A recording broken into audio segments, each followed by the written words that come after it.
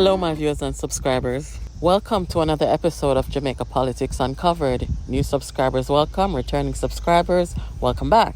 This is going to be a little longer than usual, but bear with me. It's important. And if any one of these individuals hear this video, I hope they will understand that this is by no means a personal attack. In light of where the Republican Party in the U.S. find itself at this moment, I feel it's fitting to make the comparison with the PNP because I feel they have a similar crisis on their hand, and I'm going to make the case here today. So why did I choose to put these four faces on the thumbnail of this video and in this video? I could have added a few more faces, but there's not enough room. But I just put, the four most prominent faces on here. So I chose to put these guys on here because they are expected to be the real agents of change, the next generation of change after their predecessor. They were expected to be the ones to stand up for what is right, what is good, and what is decent. Not just when it comes to being an opposition of the Jamaica Labour Party, but when wrong or anything is being done that is against the development of Jamaica and this journey that we're all on, where we hope to see a better country in Jamaica and the advancement of our people. The Jamaican people rely heavily on their political institution to represent them and to carve a path to advancement and development of the country and their people. As a blogger, a vlogger, I have observed our politicians in Jamaica and political players for quite some time. So I have a pretty good idea of what I'm talking about. Let us take a look at the Republican Party in the United States real quick. So as we know, Donald Trump was convicted, found guilty yesterday of 34 counts on the hush money scandal in New York City. And, it's quite sad because at his age, I think he's like 78 years old, nobody wants to see that happen to anybody. That's pretty sad. But hey, you make your bed, you got to lay in it. That's just how life works, But the Republican Party has not seen anything like this before. Not even the Democratic Party. They've never had a leader who was dragged through the court on these ridiculously outrageous charges. Donald Trump, when you think about Donald Trump, you think about, the U.S. Capitol, January 6th. You think about in Georgia, where, we heard the phone calls and the recording, get me much more vote, and boy, it bad, Never seen anything like it before. So people in the Republican Party, supporters, the hierarchy of the party, they've been watching this play out for so long. This was inevitable, right? And then when I look on it, what have they done as a party to try and separate themselves from being dragged through this whole thing with Donald Trump? The party became split because you had some people who wanted to stand up, not necessarily against Donald Trump, but for their country, for their party, in the name of patriotism, which is country first. The last straw for some of the Republicans was January 6th. When that happened, they had to choose between the leader or the leadership of their party and the future of their country. Here you're looking at Liz Cheney. She's the daughter of former Vice President of the U.S., Dick Cheney. She was on the January 6th committee. And as a result, she lost her seat. But you know what? She won the test of morality. And based on what we're seeing today with the outcome of the case against Donald Trump, one of the several cases, she's been vindicated. You are the Vice President of the United States, former Vice President Mike Pence, Donald Trump's Vice President. He was tested on January 6th and he chose America. One of the things that I admire about the people within the Republican Party who stood for their country is that we didn't have to wonder about where they stood. You know, they didn't choose silence or they didn't disappear. They were open and upfront with the American people and their respective constituents and let them know that this is where they stood. They're standing for their country. They're standing for principles and their value system. And that is very, very admirable. Make no mistake, you had people and members of the Republican Party who actually showed support for Donald Trump at court. Yeah, you had those people. In life, we're going to have choices between good and bad, right and wrong. And, you know, it's important to always make sure that we stand on the right side, especially after a certain point in life. Like after a certain point in life, we're not supposed to make certain mistakes or, you know, make certain choices because with life comes growth and maturity. I have a great deal of respect and admiration for people who stand on principle. Now, when you look at Norman Manley, you study Norman Manley, you watch Norman Manley through history. I have studied Norman Manley. I don't believe that I saw a mistake that he made that is worth talking about. I'm not saying he was perfect. I'm sure he wasn't. But when it comes on to his politics, the way that he dealt with and treated people, decisions that he made, his activism, I don't see a mistake. Not one that I can call out, honestly. This man epitomizes what it means to stand on principle, what it means to be good and decent. Now, guys, we know that within political parties, you are going to have disagreements. You are going to have times when people just simply don't see eye to eye. And that's okay. Most times, you know, you work it out. Other times, you may not be able to work it out. And then that's when you make the decision to leave. You don't see the foundation and fabric of political parties being eroded and destroyed because people don't agree. People walk away, whether they cross the floor or leave the politics completely. That's what folks do. No, that is an internal party matter.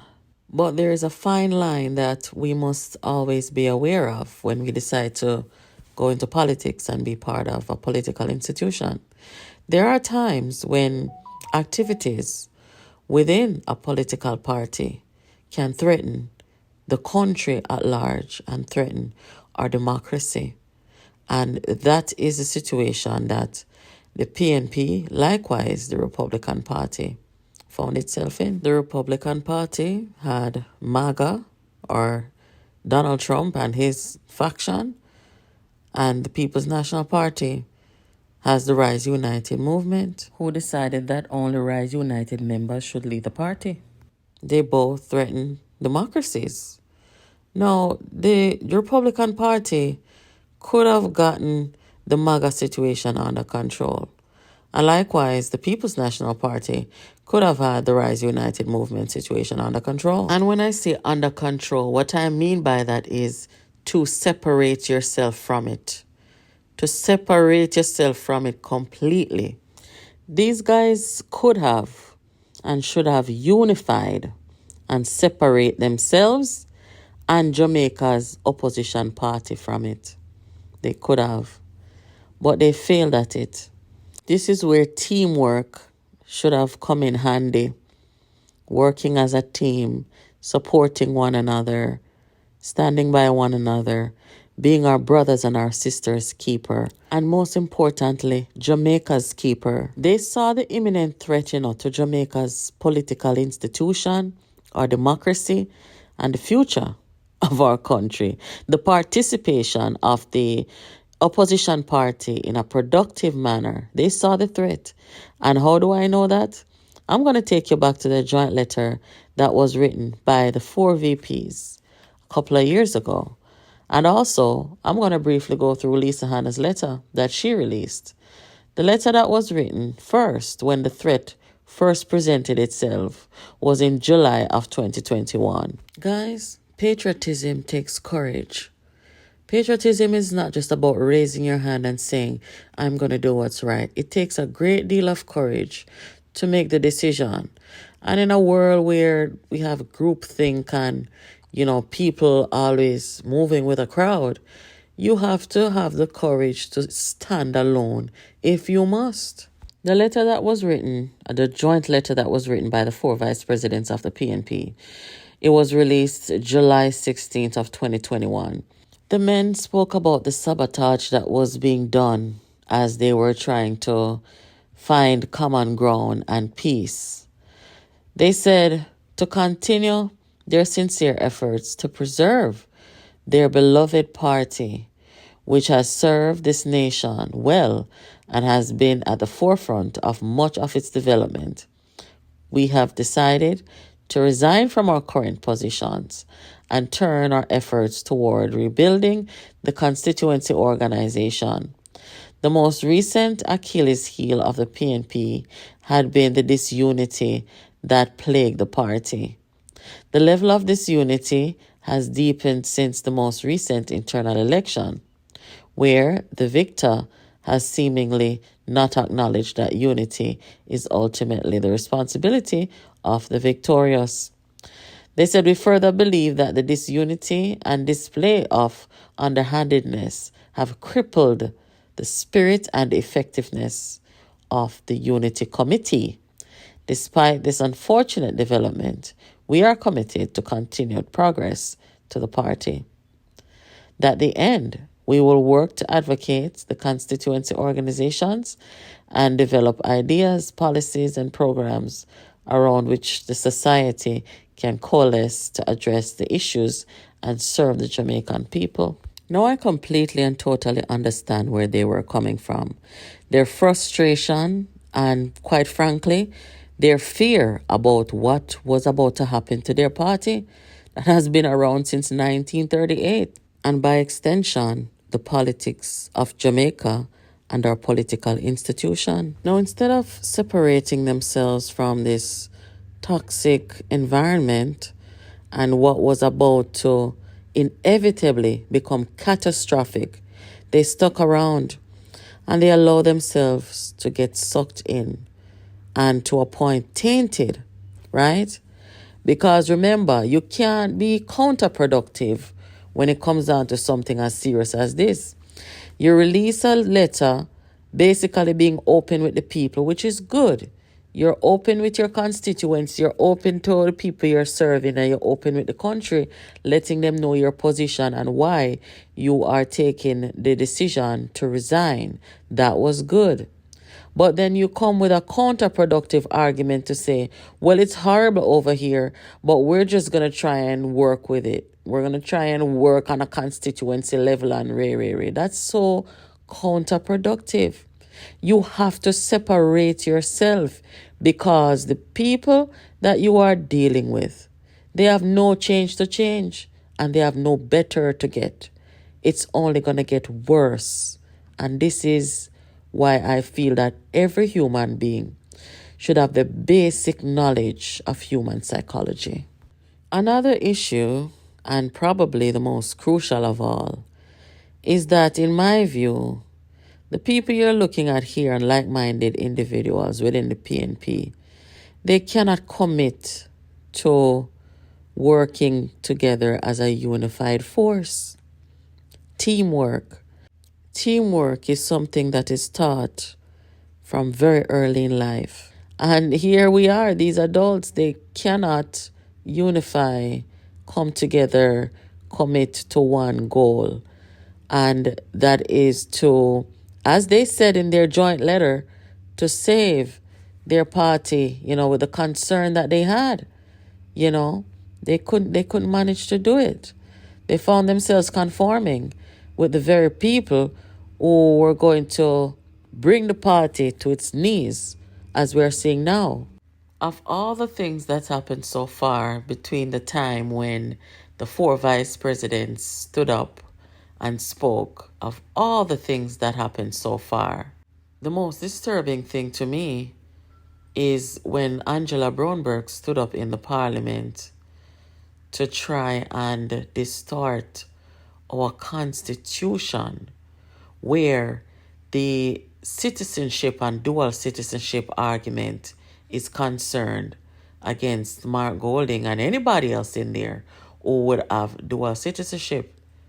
The People's National Party stood up in the parliament against the constitution of the country when you had all those lawyers, legal experts who came out publicly, including former member of the PNP, Abe Dabdoop, who came out and said that the constitution is the constitution, right? And that Mark Golding, the leader of the PNP, is in breach of that constitution, which was used against other members of parliament in the past. The same constitution, because we use the same language in the Commonwealth where dual citizenship is concerned, same constitution that's been tested in other jurisdictions in the Commonwealth, within the Commonwealth, where the constitution, reigned supreme, where MPs had to resign from the parliament. In Jamaica, you have members of the PNP who are waging war on the constitution in the House of Parliament, including the leader. The leader of the opposition is saying that the constitution needs to change. He's not abiding by the constitution. He is saying that the constitution, where it clearly says, and it's been so forever, that you cannot be a dual citizen in the parliament. The leader is coming in saying, I am not going to renounce my citizenship. We need to change the constitution. Guys, that is the most disturbing thing of all. We saw what Senator Samoda did yesterday, which is to announce that he's renouncing his British citizenship, which is in keeping with the Constitution of Jamaica. He's demonstrating that he respects our Constitution, our people, and our country. Meanwhile, the leader of the opposition is saying, no, I am not renouncing mine, and the Constitution must change to accommodate me. It's the same way how the leader changed the constitution of the PNP to allow himself to stay there 2 years unchallenged. Another embarrassing thing I hope the world is not seeing is this. Being my father's son is who I am. Barack Obama was the son of a Kenyan. He didn't have to go through any procedure to renounce his Kenyanship. This is where I was convinced that every Jamaican should be very worried about the country, because we all know everybody and their mother anywhere in the world where you go, they know that the former president Barack Obama was born in the United States, and even if him have a Kenyan father, he has nothing called Kenyanship. He has no Kenyan citizenship. So this false equivalency, borderline insanity. The PNP is the Republican Party of Jamaica, as these most embarrassing moments and events are played out on the national and international stage. The Republican Party is damaged because not enough people stood up soon enough. Boris Johnson had to step down, resign, after 50 MPs resigned on him in the Conservative Party. Do we see the difference? In the Republican Party in the United States, that is what the PNP find itself in. It could have been the Conservative Party of the UK, where people stand together and decide that to save their party and their country by extension, they're going to stand on principle. They're going to stand on principle, and they are going to force the disruptors of our democracy to go. That is what you do. But the PNP chose the method of the Republican Party, and that is where they find themselves. What a sad situation. One of the things I noticed about when Bruce Golding stepped down, I don't know how much Bruce was pressured by the hierarchy of his party and or the Secretary of State, in the US at the time. I don't know how much they played a role, if at all, in his resignation. But his resignation happened quick, and in his statement, he spoke about how important it was for his party and the country to move on. It was something that I really took note of when he made the statement. And that goes to show you that when things aren't going good, when you've done wrong or when you're in the way, you kind of have to man up or woman up and do the right thing. And if you have to be nudged, then so shall it be. But sometimes the people who are supposed to do the nudging, they fall way short. And as a result, democracies are weakened and people suffer. When history is written, people like Liz Cheney are going to go down in history as people who stood up for their countries and they took the position of patriotism over silence, over staying away, not wanting to rock the boat. These are the people who make history. The people with courage. Yeah, we understand. Not going to be too hard or too harsh on you guys. You guys tried. You tried. You wrote the letters, the joint letters.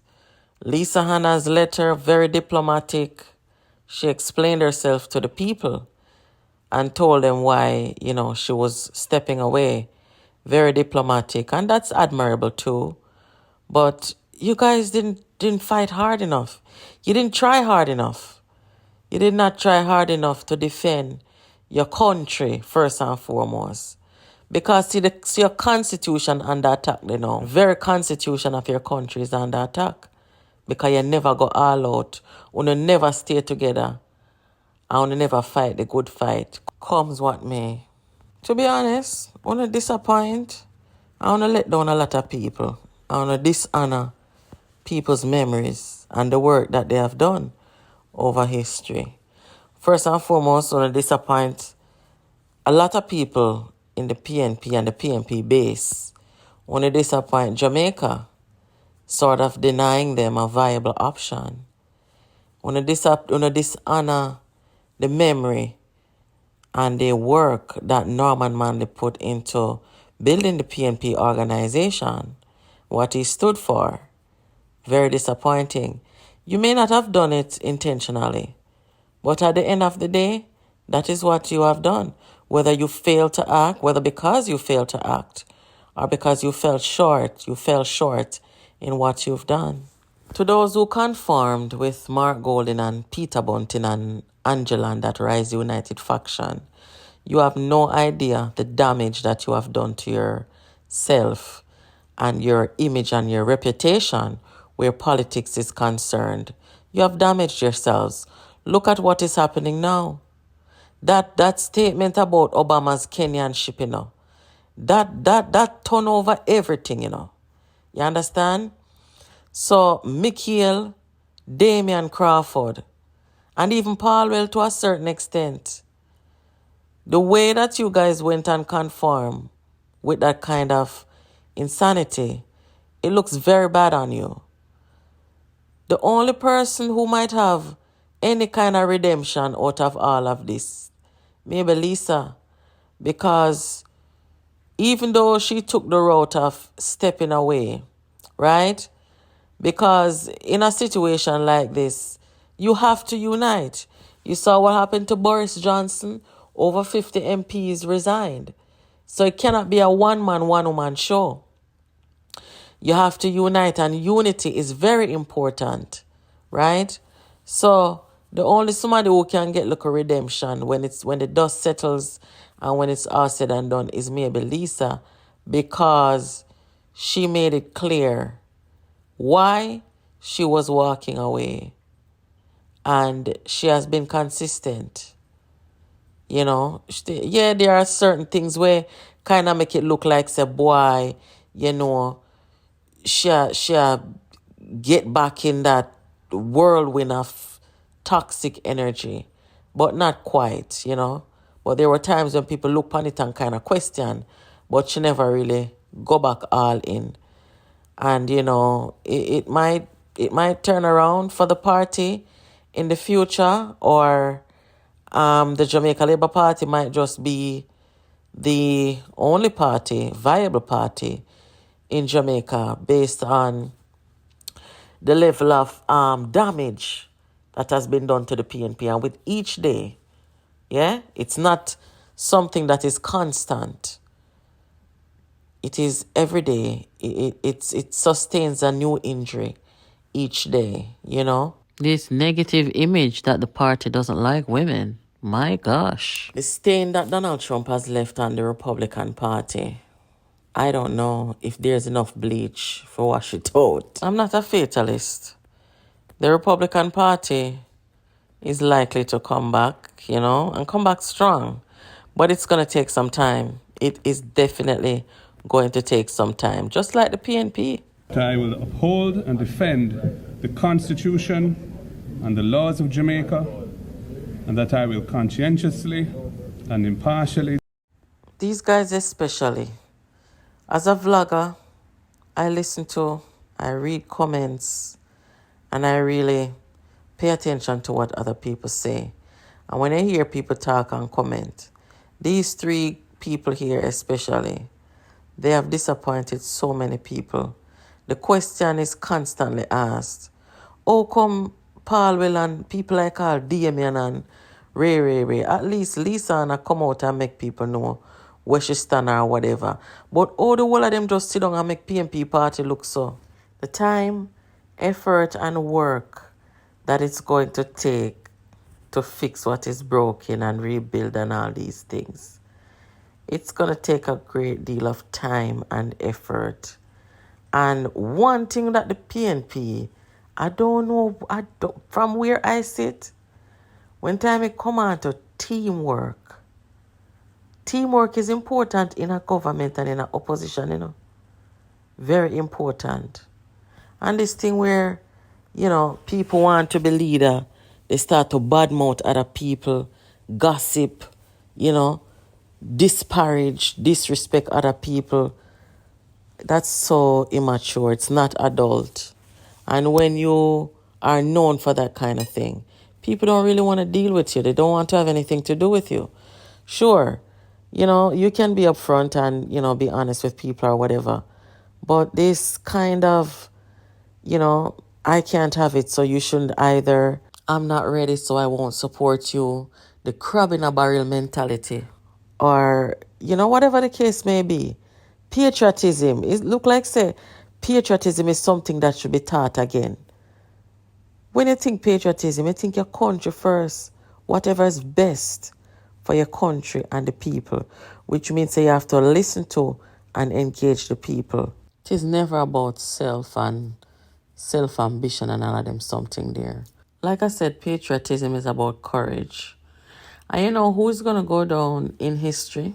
Not for being patriotic and not for anything good, but because of their courage. This man right here. Not in any good way. Not at all in any good way.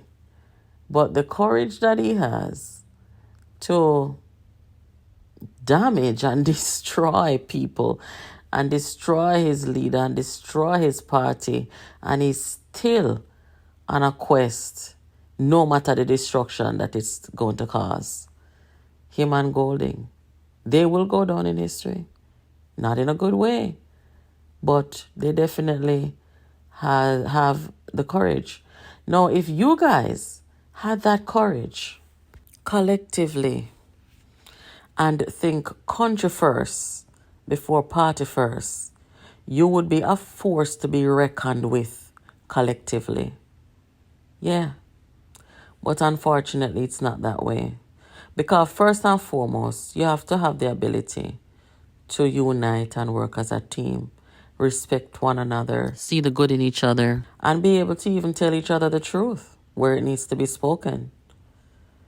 But if you had that courage together, trust me. And I saw that courage during the internal election between Rise United and Dr. Phillips. I saw that courage. I don't know what happened. Most of you have conformed. Looks really bad, especially now when things are getting worse. Who would have thought the very leader of the PNP is saying that the first black president of the US, Barack Obama, was born in the US. The PNP president is calling him a Kenyan, same of Kenyanship. Can't get any worse than this. I, Matthew Peter Samuda, do swear that I will be faithful and bear true allegiance to Jamaica, that I will uphold and defend the Constitution and the laws of Jamaica, and that I will conscientiously and impartially discharge my responsibilities. Keep it locked here, guys, to Jamaica Politics Uncovered, where you get all your political news, reviews, and updates. Make sure you're subscribed.